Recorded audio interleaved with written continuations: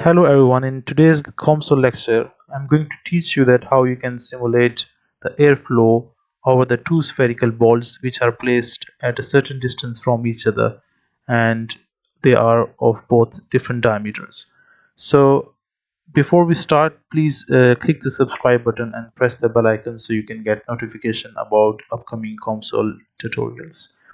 So in today's lecture, we are going to cover a three-dimensional modeling, and we're gonna design this channel, air channel, and these two spherical balls, and we will provide the air velocity at the inlet and the pressure boundary condition at the outlet, and we will see that how the velocity and the pressure profiles will be.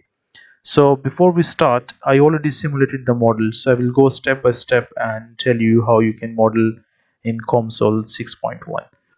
So before we start, so the first step is to select that we are going to do a 3D modeling. So you can select here add component and you can select the 3D, and then you need to select the study type. You can click here for the study, and you can click here add study and select the stationary, as this study is going to be stationary, so no time dependency is involved here. So the first step here is that I will open all the steps and tell you step by step so you can model in your own software. So the first step is that you define the geometry. So I will go step by step. So when you come to the geometry, so the first thing you need to make sure that the length scale should be millimeter and angular unit should be degrees. And then the first thing that you need to right click on the geometry and you need to select the sphere from here. So when you click on the sphere, you get this settings for the sphere. So for the radius, you can provide 1.5 millimeter, and for the position, you can provide 0 on the x-axis and z also 0, but the y-axis you need to provide 5 millimeter. So it will be on the 5 millimeter of the offset. The next step is that you again need to click the geometry and select the block here. So when you select the block, so then under the block you need to make sure the type should be solid, and the width you need to provide 5 millimeter, depth should be 25 millimeter, and height should be 5 millimeter as well. And you don't need to change any position here, and make sure it should be centered.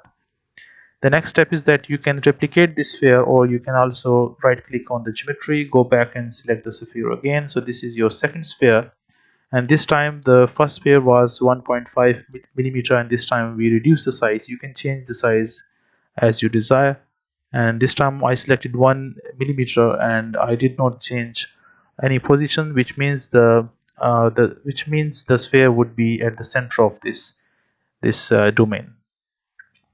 Okay, so next step is that you select the form union, and make sure it shouldn't be selected form assembly, so it should be form union, and then click the build all.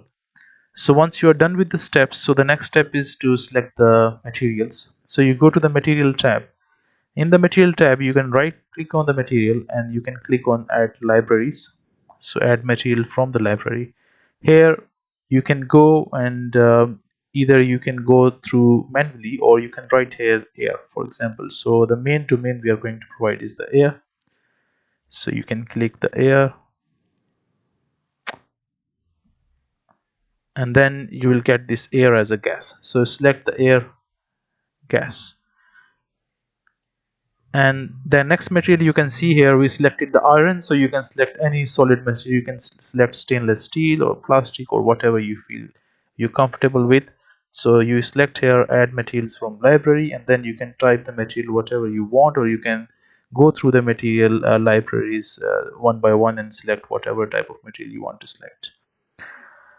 Once you're done with the material tab, so here the important thing is that when you select the material, you need to provide which domain this material belongs to. For example, I selected domain number 1, which is the main rectangular domain, and then for the solid, I selected this iron. I selected these two balls. So domain number 2 and domain number 3 are basically iron solid spheres.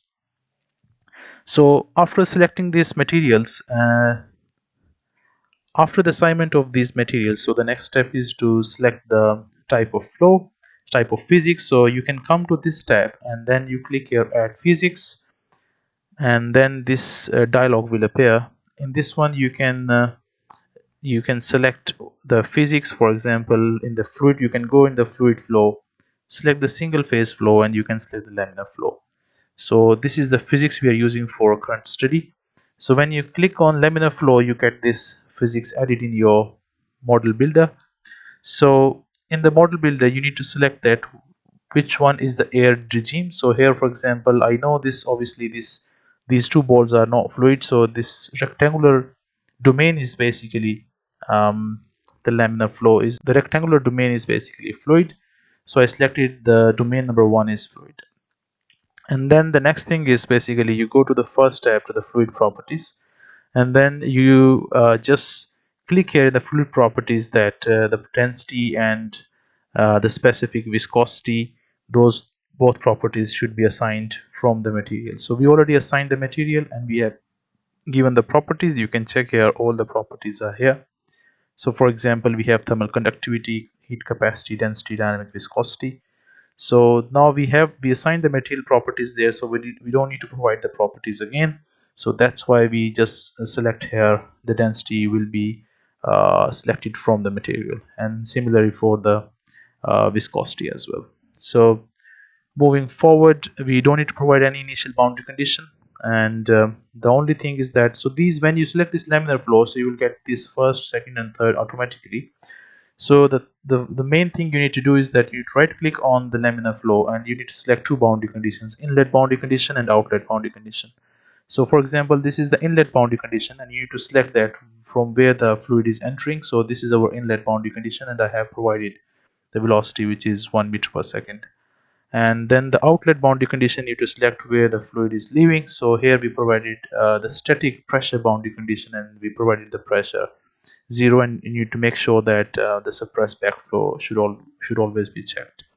And other than that, the rest of boundaries, for example, if I move this one, so you can see here rest of the boundaries, because I have selected, so you probably are seeing this, you're not seeing these two boundaries. So if I click here and reset, so you can see everything here now.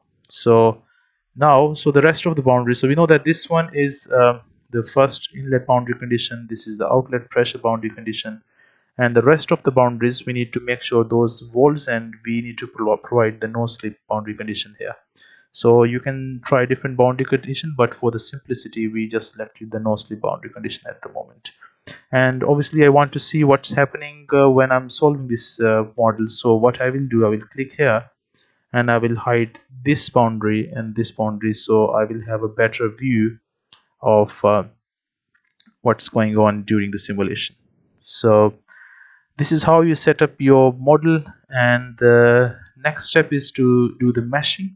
So for simplicity, what you can do is that you can do your own manual mesh as well, but for here, for the simplicity, what we did basically, we selected physics control mesh, and we selected the element size normal. You can choose fine, finer, or you can select even extremely fine, but it's going to take more time to simulate and it will be more computationally expensive. So for the sake of saving time, so we just selected the normal here.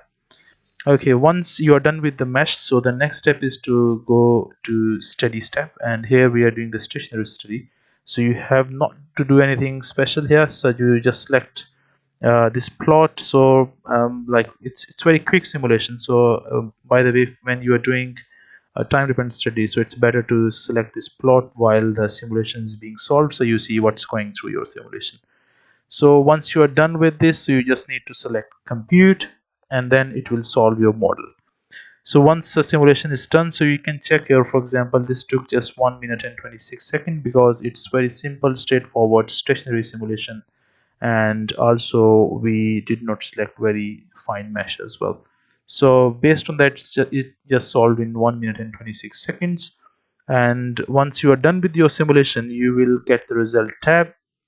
So COMSOL automatically provides the suitable results. For example, in the case of fluid flow, it provides the velocity and pressure, but you can further add details. For example, here in the velocity tab, I further provided the surface, and I provided some streamlines, and I also provided some color expressions as well.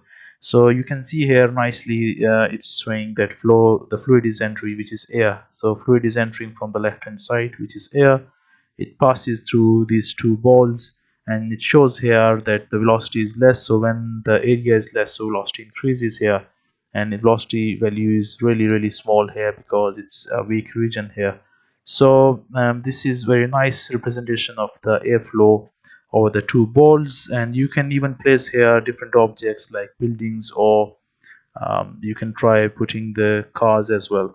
So when we go to the pressure profile, we can see here the varying pressure along the air channel. So this is the end of the video. Thank you so much for your time. So please hit the subscribe button and press the bell icon so you get notification about upcoming COMSOL tutorials.